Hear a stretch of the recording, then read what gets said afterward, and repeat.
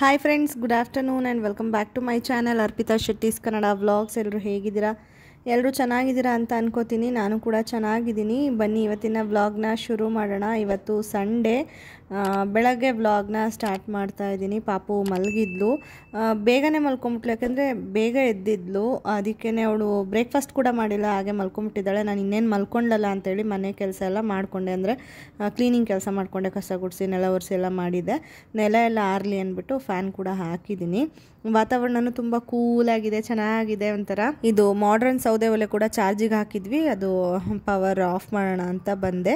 ಮರೆತರೆ ತುಂಬ ಜಾಸ್ತಿ ಚಾರ್ಜ್ ಆದರೂ ಪ್ರಾಬ್ಲಮ್ ಅಲ್ವಾ, ಅದಕ್ಕೇ ಪಾಪುಗೀಗ ಅದರಲ್ಲೇ ಕಾಯಿಸಿ ನೀರು ಸ್ನಾನ ಮಾಡಿಸ್ತಾ ಇರೋದು.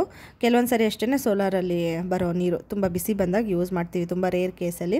ಇವಾಗ ಇನ್ನೂ ಮಲಗಿದ್ದಾಳೆ, ನೆಲನೂ ಕೂಡ ಆರಿದೆ, ಅದಕ್ಕೇ ಫ್ಯಾನ್ ಸ್ವಿಚ್ ಕೂಡ ಆಫ್ ಮಾಡ್ತಾ ಇದ್ದೀನಿ. ಇವತ್ತು ಅಂದ್ಕೊಂಡಿದ್ದೆ ಒಂಥರ ವ್ಲಾಗು, ಆಗಿದ್ದೆ ಒಂಥರ ವ್ಲಾಗು, ಪೂರ್ತಿ ನೋಡಿ ನಿಮಗೆ ಗೊತ್ತಾಗುತ್ತೆ.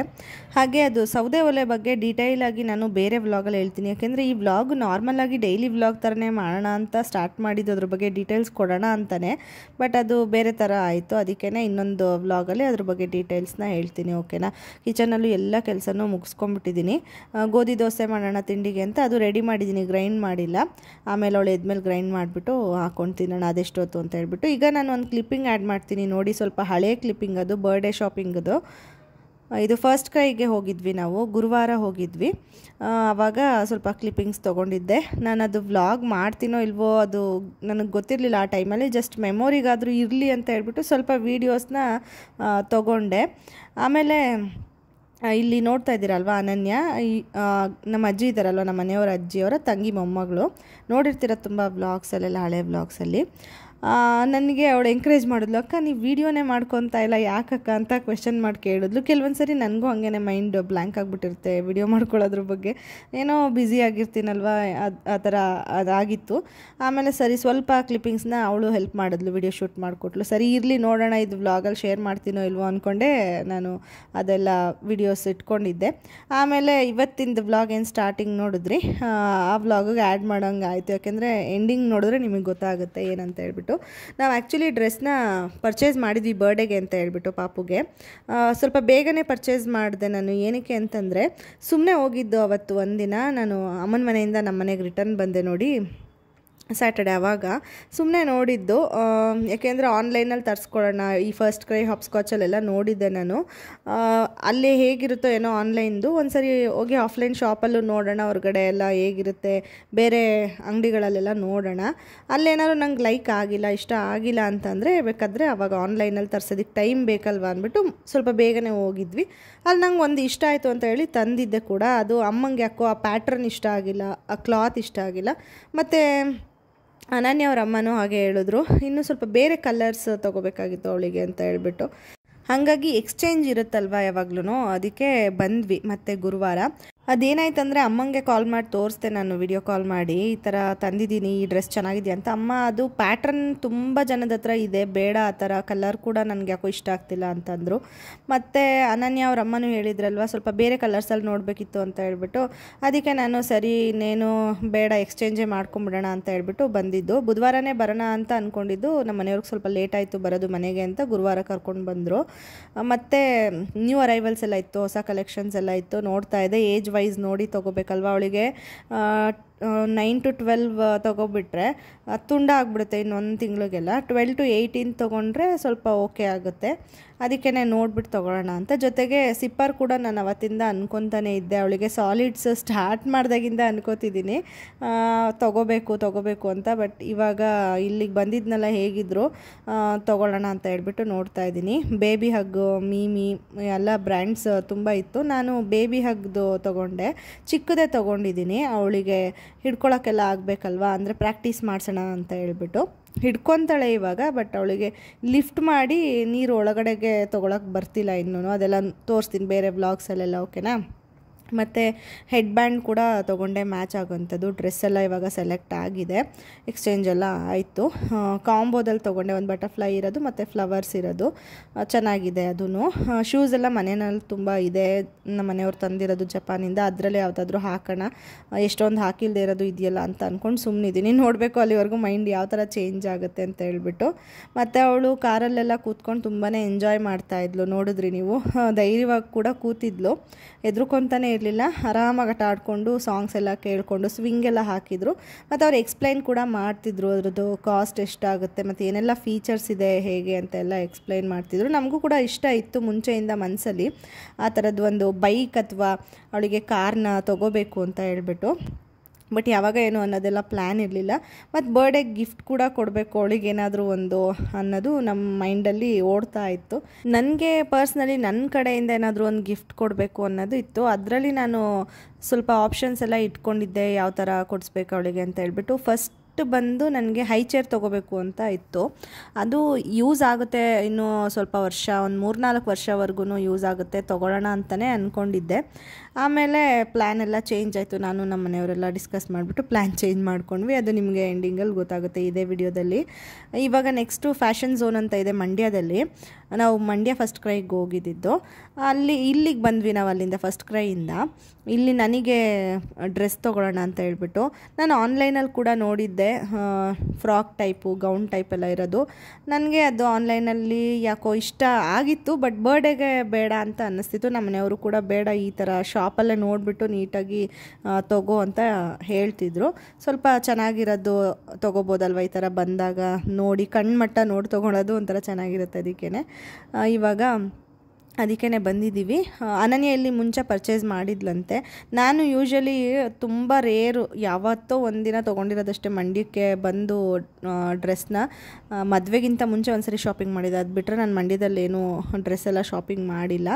ಹಾಗಾಗಿ ನನಗೂ ಗೊತ್ತಿರಲಿಲ್ಲ. ಅನನ್ಯಂಗೆ ಸ್ವಲ್ಪ ಐಡಿಯಾ ಇತ್ತು, ಅವಳು ತೊಗೊಂಡಿದ್ಲಲ್ಲ ಇಲ್ಲಿ ಅಂದ್ಬಿಟ್ಟು ಕರ್ಕೊಂಡು ಬಂದಳು ಇಲ್ಲಿಗೆ. ಇವಾಗ ಫೈನಲಿ ಡ್ರೆಸ್ ಎಲ್ಲ ಸೆಲೆಕ್ಟ್ ಮಾಡಿದ್ದೀನಿ, ಬಿಲ್ಲಿಂಗ್ ಮಾಡಿಸ್ಬೇಕು. ಅದೆಲ್ಲ ಯಾವ ಡ್ರೆಸ್ ಏನಂತ ಹೇಳ್ಬಿಟ್ಟು ನಿಮಗೆ ನೆಕ್ಸ್ಟ್ ಬರ್ಡೇ ವ್ಲಾಗ್ಸ್ ಎಲ್ಲ ಬಂದಾಗ ಗೊತ್ತಾಗುತ್ತೆ.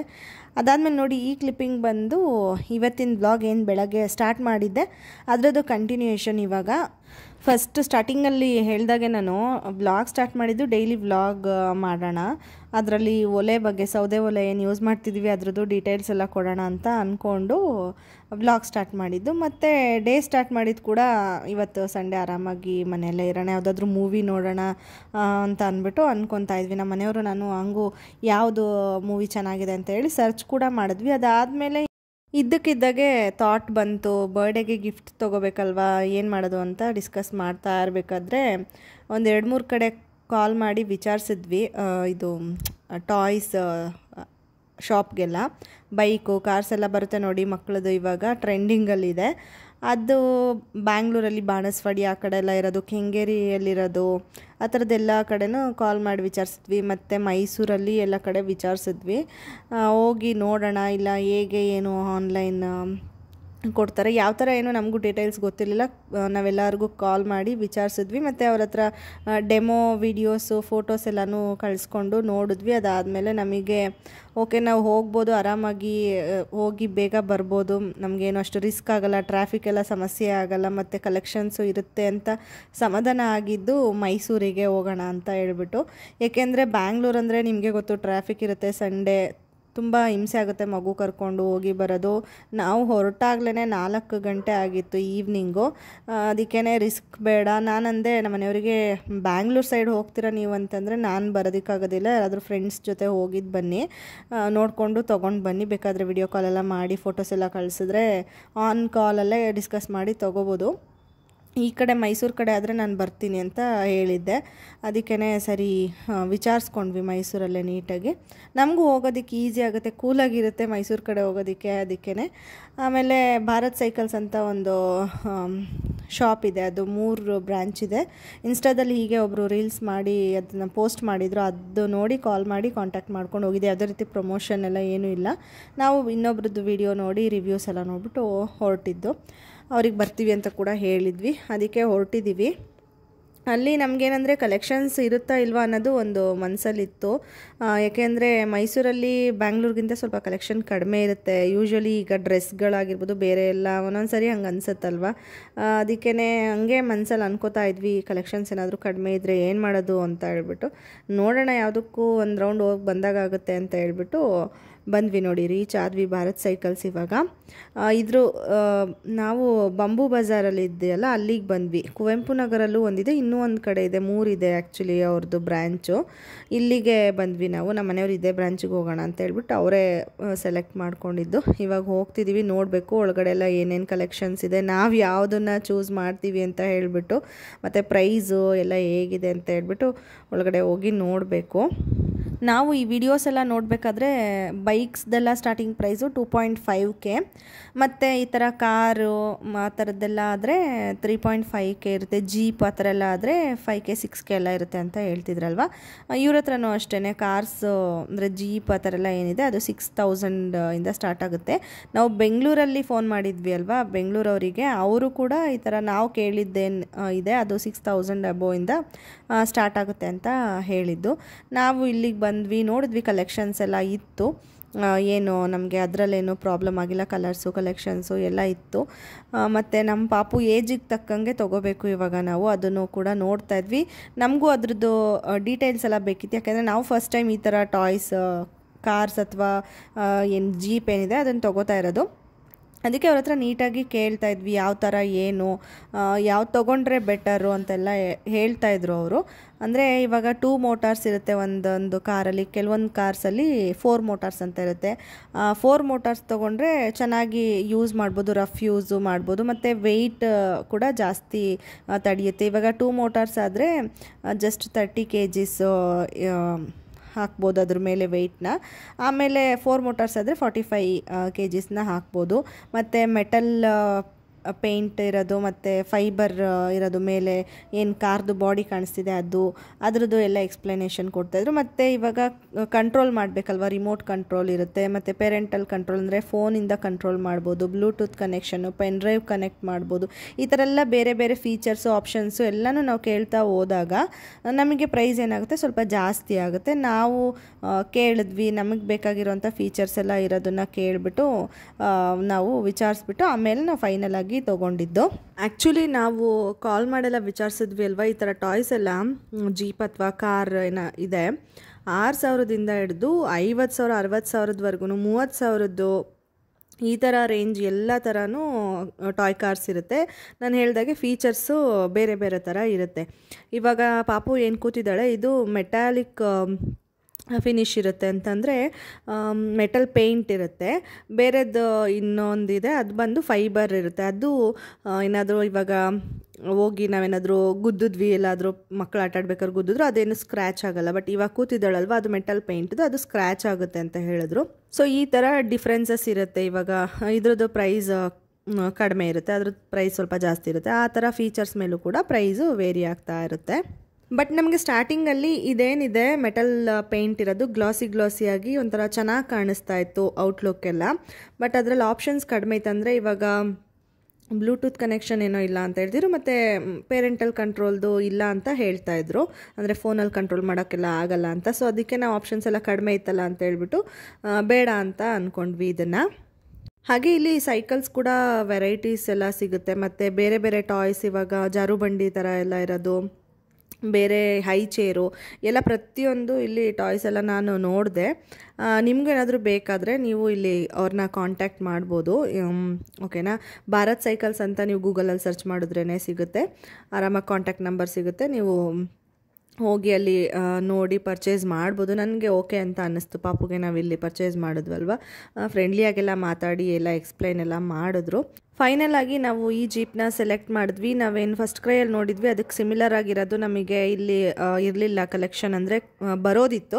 ನಮಗೆ ವೆಯ್ಟ್ ಮಾಡೋಷ್ಟು ಬೇಡ, ತೊಗೊಂಡು ಹೋಗೋಣ ಅನ್ನೋ ಮೈಂಡ್ಸೆಟ್ ಇತ್ತು. ಹಾಗಾಗಿ ನಾವು ಅದ್ರದ್ದು ರಿಲೇಟೆಡ್ ಇದನ್ನು ತೊಗೊಂಡ್ವಿ. ನಮಗೆ ಬೇಕಾಗಿದ್ದ ಆಪ್ಷನ್ಸ್ ಎಲ್ಲ Bluetooth, pen drive, parental control ಅದರದ್ದೆಲ್ಲ ಆಪ್ಷನ್ಸ್ ಇತ್ತು. ಮತ್ತು ಇದು 4 ಮೋಟಾರ್ಸ್ ಇತ್ತು, ವೆಯ್ಟ್ ಕೆಪಾಸಿಟಿ ಬಂದು 45 kg, ಈ ಥರ ಎಲ್ಲ ನಮಗೆ ಬೇಕಾಗಿದ್ದ ರೀತಿ ಇತ್ತಲ್ಲ, ಹಾಗಾಗಿ ಅದನ್ನು ಪರ್ಚೇಸ್ ಮಾಡಿದ್ವಿ. ಅವರು ಅದಕ್ಕೆ ಪ್ರೈಸ್ ಬಂದು 13+ ಏನೋ ಹೇಳಿದ್ರು. ನಾವು ಡಿಸ್ಕೌಂಟ್ ಎಲ್ಲ ಇದಾದಮೇಲೆ 11+ ಏನೋ ಪೇ ಮಾಡಿದ್ವಿ. ಫೈನಲಿ ನಮ್ಮ ಕಡೆಯಿಂದ ಪಾಪುಗೆ ಬರ್ಡೇ ಗಿಫ್ಟ್ ಅಡ್ವಾನ್ಸ್ ಆಗಿ ಪರ್ಚೇಸ್ ಮಾಡಿದ್ದೀವಿ. ಪಾಪುಗೆ ತುಂಬಾ ಇಷ್ಟ ಆಗಿದೆ. ಅವಳು ಫಸ್ಟ್ ಕ್ರೈಯಲ್ಲೂ ತುಂಬ ಎಂಜಾಯ್ ಮಾಡ್ತಿದ್ಲು, ಇಲ್ಲೂ ಕೂಡ ಎಂಜಾಯ್ ಮಾಡ್ತಾಯಿದ್ಲು. ಆ್ಯಂಡ್ ಮನೆಗೆ ಬಂದಮೇಲೂ ತುಂಬ ಎಂಜಾಯ್ ಮಾಡ್ತಾ ಇದ್ದಾಳೆ. ಇವಾಗ ಹೊರಡಬೇಕು. ಆನ್ ದಿ ವೇ ಪುಟಾಣಿದೊಂದು ಚೇರ್ ಕೂಡ ಪರ್ಚೇಸ್ ಮಾಡಿದ್ವಿ. 250 ಏನೋ ಹೇಳ್ತಿದ್ರು, 150 ಕೊಟ್ಬಿಟ್ಟು ತೊಗೊಂಡ್ವಿ. ಮತ್ತು ನಾನು ಬ್ಲಾಗ್ ಕಂಟಿನ್ಯೂ ಮಾಡಲೇ ಇಲ್ಲ, ಇಷ್ಟಕ್ಕೆ ಎಂಡ್ ಮಾಡ್ತಾಯಿದ್ದೀನಿ. ಬರ್ಡೇ ಶಾಪಿಂಗ್ ಮತ್ತು ಬರ್ಡೇ ಗಿಫ್ಟ್ ಪರ್ಚೇಸಿಂಗ್ ವ್ಲಾಗ್ನ ನಿಮಗೆಲ್ಲ ಇಷ್ಟ ಆಗಿದೆ ಅಂತ ಅನ್ಕೋತೀನಿ. ಇಷ್ಟ ಆಗಿದ್ರೆ like, share, comment and subscribe. ಮತ್ತು ನಾನು ನೆಕ್ಸ್ಟ್ ಬ್ಲಾಗಲ್ಲಿ ಸಿಗ್ತೀನಿ. ಅಲ್ಲಿವರೆಗೂ ಬಾಯ್.